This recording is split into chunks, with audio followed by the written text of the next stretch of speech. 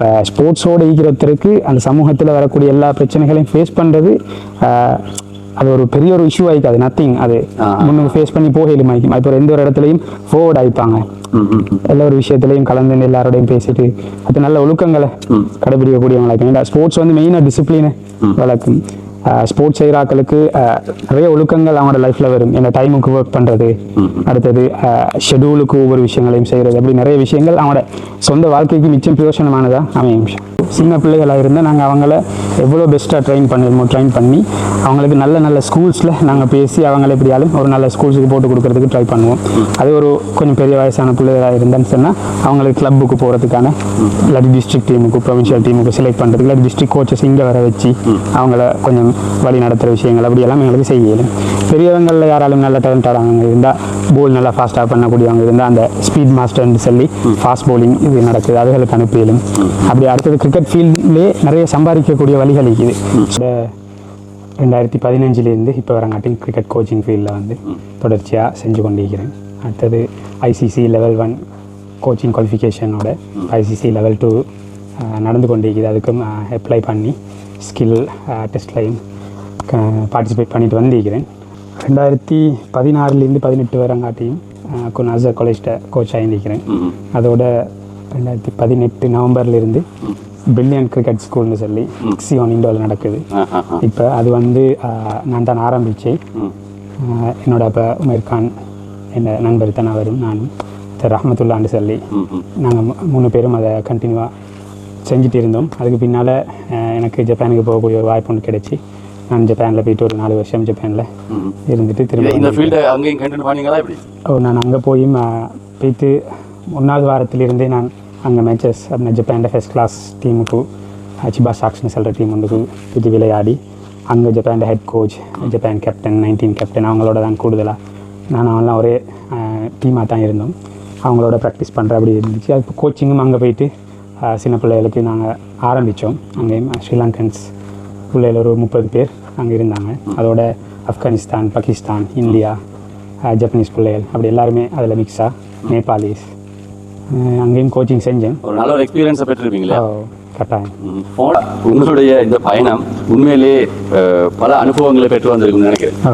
அந்த வகையில் அந்த அனுபவத்தின் பேரில் உங்களுக்கு செல்லுமா அக்குர்ணையிலையும் தான் வெளிப்பிரதேசங்களையும் தான் எங்களுடைய சமூகத்தில் வந்து பிள்ளைகள் அவங்களுடைய திறமைகள் அவங்களுடைய ஸ்கில்ஸை வந்து வெளிப்படுத்துறதுக்கு ஒரு வழிகள் இல்லாமல் சில பேரண்ட்ஸ் வந்து திக்குமுக்காடி கொண்டிருக்கக்கூடிய சூழ்நிலைகள்லாம் காணக்கூடியது.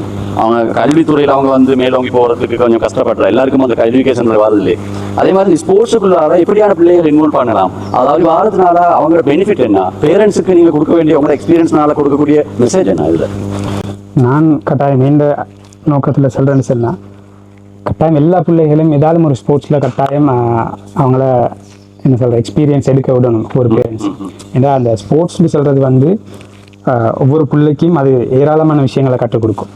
ஸ்கூலில் போய்ட்டு எஜுகேஷன் சொல்கிறது கட்டாயம் அது எவ்வளோ இம்பார்ட்டண்ட்டோ அதே போல் ஸ்போர்ட்ஸ்ன்றது அதே அளவான இம்பார்ட்டன்ஸ். ஏன்னுன்னா வெற்றி தோல்வி சகிச்சு கொள்வது, அடுத்தது ஒரு தடவை தோத்துட்டா திருப்பி அதை வெத்துறதுக்கு அதுக்கு அதை விட எஃபர்ட் கூடுதலாக போடுறது, அடுத்தது விட்டு கொடுக்குற மனப்பான்மை, அடுத்தது எங்களோட உடம்பை நாங்கள் ஆரோக்கியமாக வச்சுக்கணும்னு சொல்கிறது. ஸ்போர்ட்ஸில் வந்து ஒரு பிள்ளைங்க வந்து ட்ரக்ஸ் இந்த மாதிரியான பிஹேவியர்ஸுக்குள்ளால வந்து வரமாட்டாங்கன்னு சொல்கிறது உண்மையா?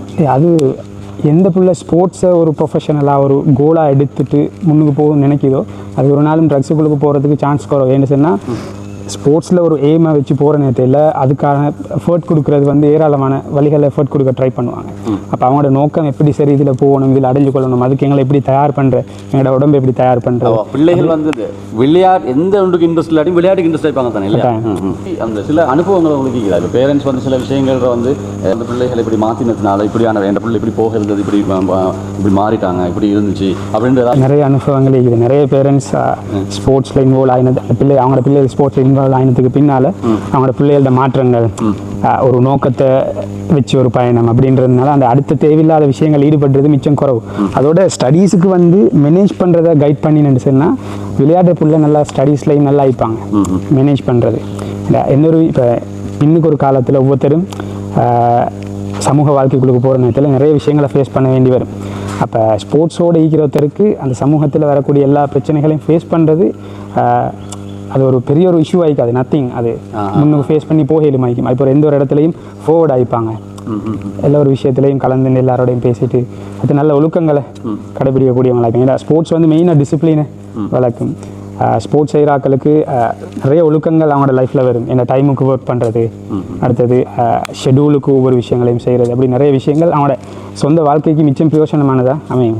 இந்த ப்ராக்டிஸை வந்து மவுண்டன் வியூ ஸ்போர்ட்ஸ் வில்லேஜில் நீங்கள் ஆரம்பிச்சிருக்கிறதுக்கான மெயின் காரணங்கள் என்ன, ஏதாவது அதுக்குரிய ரீசன் இருக்குதா? இப்போ கூடுதலாக விளையாட்டுகள் நடக்கிற நேரத்தில் அசர் கிரவுண்ட்லேயோ இல்லாட்டி எக்ஸியோன்லேயோ இல்லாட்டி அடுத்த இண்டோர்ஸில் நடக்கிற நேரங்களில் இங்கால பகுதியில் இருந்து அப்படின்னு சொன்னால் பங்கல்லாமட, அடுத்தது மல்கம் தினியா, இப்படியான இங்கிட்டு அழியத்தன்னை இந்த ஏரியாக்கள்லேருந்து பார்ட்டிசிபேட் பண்ணுறது மிச்சம் குறைவு. ஏன்னா இப்போ புதுசாக சாஃப்ட் பால் அது இதுகளில் வர நேரத்தில் சில பிள்ளைகள் வருது எங்கன்னு கேட்டால் பங்கல்லாமன்னு சொல்லி நல்ல டேலண்டடான பிள்ளைகள் ஆகிக்கிறாங்க.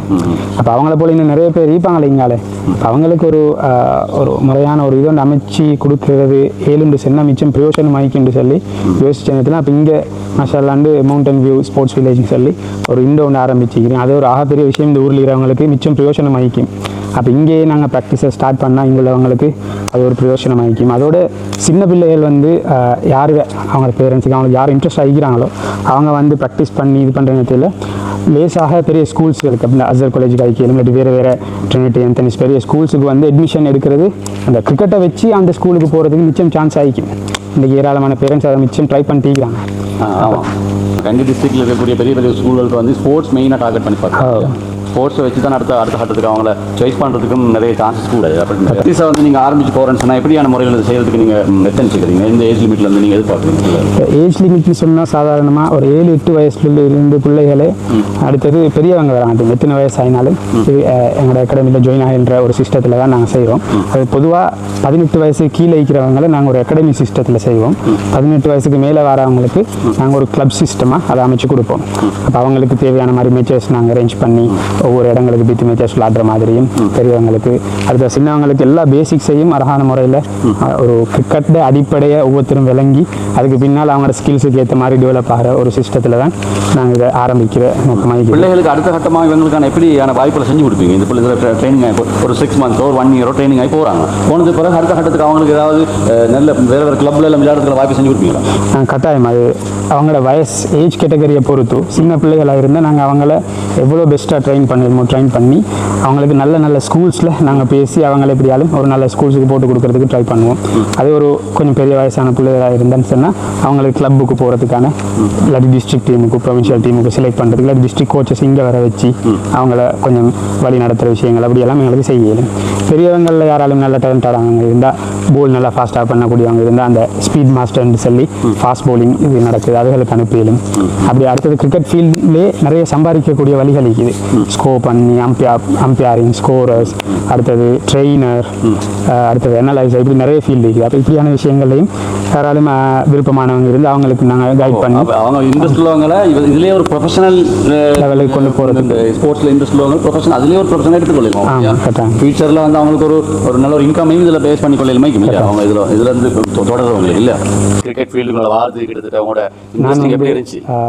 A level முடிகிறதோட நான் வந்து கிரிக்கெட் ஃபீல்டில் போகணும்னு சொல்லி டிசைட் பண்ணி நான் கிளப்புக்கு போயிட்டு மிச்சம் ஒரு 2-3 years வந்து ஃபுல்லாக ட்ரை பண்ணினேன்.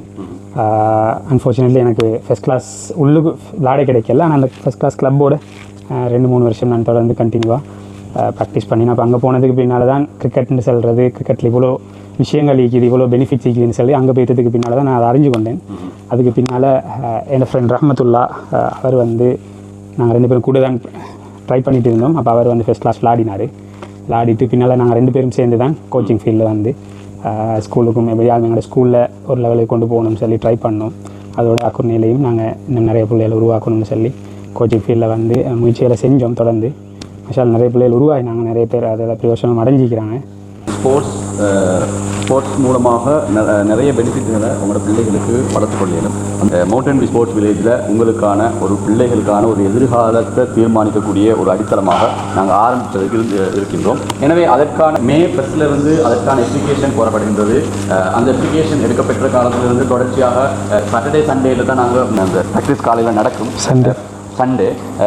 பொதுவாக அந்த பிள்ளைகள்கிட்ட ஏதாவது வேறு கிளாஸஸ் அதுகளுக்கு ஏற்ற மாதிரி இருக்குன்னு சொன்னால் அந்த எங்களுக்கு வார க்ரௌடை வச்சு அதுக்கேற்ற மாதிரி அனலைஸ் பண்ணி டைம்களை அட்ஜஸ்ட் பண்ணிக்கொள்ள முடியுமா இருக்கும் இல்லையா? ஓகே, இன்ஷா அல்லாஹ் அதுக்கான டெலிஃபோன் நம்பர்ஸ் நாங்கள் டிஸ்கிரிப்ஷனில் கொடுத்துருக்குறோம். அதை நீங்கள் கண்டக்ட் பண்ணி எங்களோட கதைக்கு உங்களுக்கு உங்களோட நேம், அட்ரஸ், டெலிஃபோன் நம்பர்களை நீங்கள் எங்களுக்கு அப்ளிகேஷன் நீங்கள் போடுங்க. அதுக்கான வழிவகைகளை நாங்கள் செஞ்சு தருவோம்.